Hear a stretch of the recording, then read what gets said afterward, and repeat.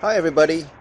I am afraid of being stuck, having to work for money, and having to give up on the things that I would really like to do with my time, and give up on the things that I would like to develop myself to be.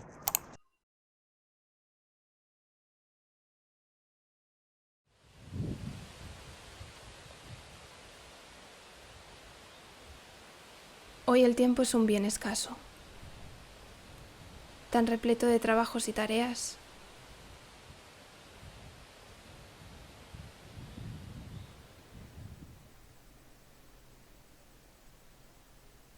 Me doy cuenta que casi todo mi tiempo lo paso trabajando o sola en casa, conectada a una red, generándome ansiedad productiva.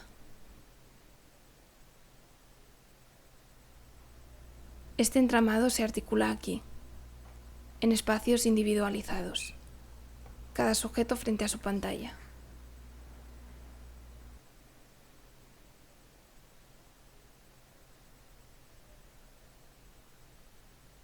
Es algo que se nos escapa en estas habitaciones conectadas.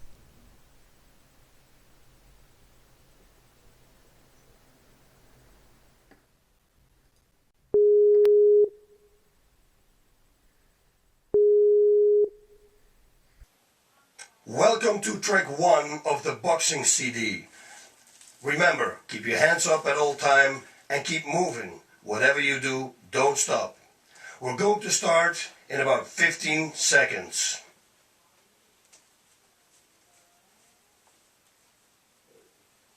Get ready and 5, 4, 3, 2, 1.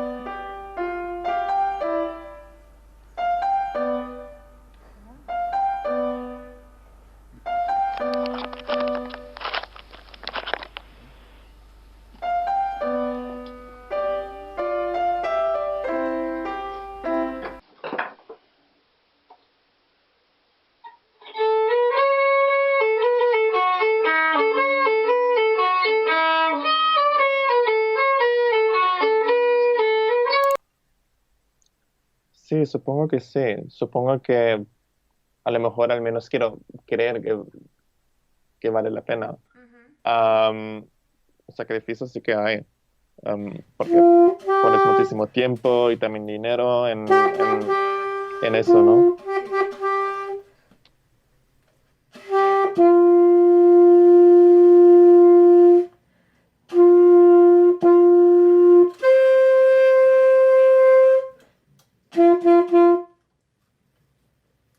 It's not easy! Don't let your dreams be dreams. Yesterday, you said tomorrow. So just do it! Make your dreams come true! Just... Estos eslóganes me recuerdan constantemente que debo persistir.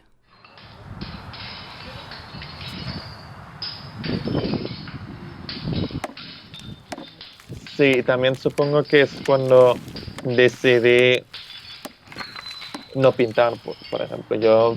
Porque yo me considero pues pintor en primer lugar, o sea, artista, y es que no podía pintar, es que también tenía como una rabia, o sea, yo no quería saber nada del arte. If you're tired of starting over, stop giving up.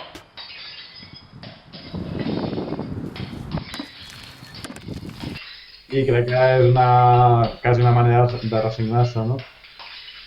I crec que no arriba a això i pues, estar com dius que estàs tu, que no et sents realitzar amb la teva feina i vols aspirar a una cosa millor, és molt natural i és i és molt sana.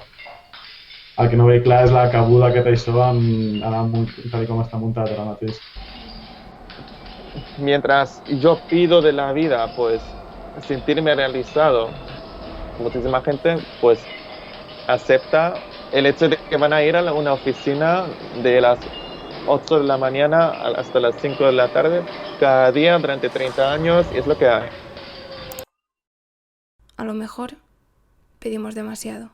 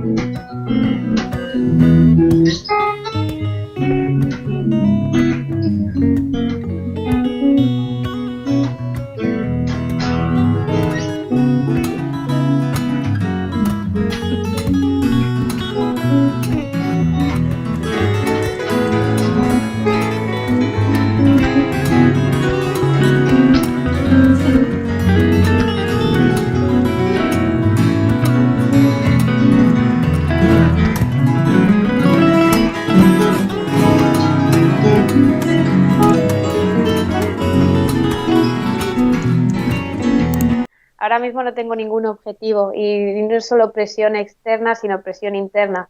Yo misma intento buscarme una motivación, algo que... Pero ahora mismo estoy en un stand-by, no encuentro nada, no sé qué hacer con mi vida, pero ya, todos queremos tener un buen trabajo, ser exitoso. ¿Qué es ser exitoso en la vida? Una persona puede sentirse exitosa teniendo, yo qué sé, teniendo una familia, otra persona se puede sentir exitosa viajando. Yo qué sé, yo ahora estoy en ese momento en el que estoy intentando descobrir qué es lo que realmente quiero hacer ahora. Mai he tingut una vocació que diguis, jo què sé, vull ser investigadora o vull ser gestora cultural o vull ser escriptora, per exemple, m'agrada molt escriure, m'encantaria publicar un llibre, però tampoc estic a saco amb això, saps? En plan, com que no tinc gaires objectius superclars, que a vegades m'agradaria tenir-los, no? Perquè sempre penso, Júlia, per exemple, amb això d'escriure, si vols publicar, t'hauries de posar en sèrio. Però després, doncs, bueno, visc millor sense això, no sé. Malgrat que sàpigues que et costa molt el camí, si tens clars quins són els passos per arribar a ser directora del Museu d'Art Contemporani, els vas fent, no? Estudia Història de l'Art, fes un màster de no sé què, posa't les pràctiques aquí, ara tal, ara treballa... Jo mai he tingut això, mai. És a dir, i això és un problema perquè la gent espera això de tu. Potser estic en aquest punt, Bueno, ja ho he dit abans, que a vegades penso, potser no hauria d'haver estudiat això.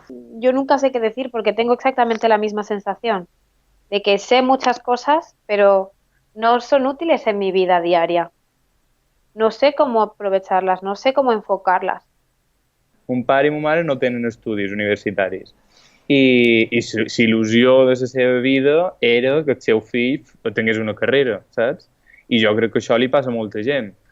No, és a dir, jo sabia que per no defraudar mon pare i ma mare havia d'estudiar una carrera, que potser jo volgués ser peluquer o volgués ser jardiner o tal, o que sigui. No, ja és que ni entrava dins els plans. Ja, soc metge, soc cardiòleg, soc enginyer industrial. Vale, treballo l'EFNAC, a la secció de llibres. Bueno, no ho sé, saps? I llavors com, m'has de conèixer i això la meva feina no em representa. Sí, una part de mi, evidentment, però no diu tot el que soc. No crec que em molestés menys fer les mateixes hores d'una altra feina, més única o més prestigiosa o el que sigui. Al final veig la feina com una cosa que aporto, se suposa que aportaria a la societat, en la pràctica s'aporta una part de la societat només, no? Però també vull més temps per mi. Check it out! Oh, hell yes! So much room for activities! Hello! Look at all this space! I actually have no idea of layout of like who's going where, what's going where, like... Pasamos tantas horas en el trabajo, pasamos tantísimas horas en el trabajo que si estás trabajando en un sitio en el que no eres feliz, en el que vas a disgusto. Aquí yo creo que tendría que haber un punto medio. Tampoco hacer de tu trabajo tu vida, porque al final un trabajo és un trabajo. Per mi la meva feina no defineix gens qui soc. Vull dir, em fa quasi una mica de ràbia quan estàs coneixent algú i les primeres preguntes que surten pues, i a què et dediques, no? Que és com el teu nom i què fas, quin és el teu paper a l'economia. És el que més m'interessa de tu. És com, bueno, potser ens hauríem de replantejar d'alguna manera. Però sí que és cert, aquella gent sobretot que fa el que li agrada, hi ha un cert punt d'enveja. I jo em sento de dir, si no estic aconseguint això amb l'edat que tinc, quan sigui gran i potser em plantegi tenir fills, que ja no podré fer tant el que m'agrada. Haurà de ser algú que econòmicament em surti rentable, saps? Llavors ara mateix és com ràpid, que són els anys com que tinc així de marge, saps? I si no ho faig, potser sí que em sentiré haver fracassat en aquest sentit. Sí, desde los 25, pues a mí este número sí que me da un poco de ansiedad, en el sentido de, bueno, ¿qué he conseguido? ¿Dónde estoy? ¿Qué voy a conseguir? Y a veces es como, joder, no has conseguido nada. Però jo crec que ens han venut tant que la realització personal passa per la feina que jo, en el meu cas, no ho trobo.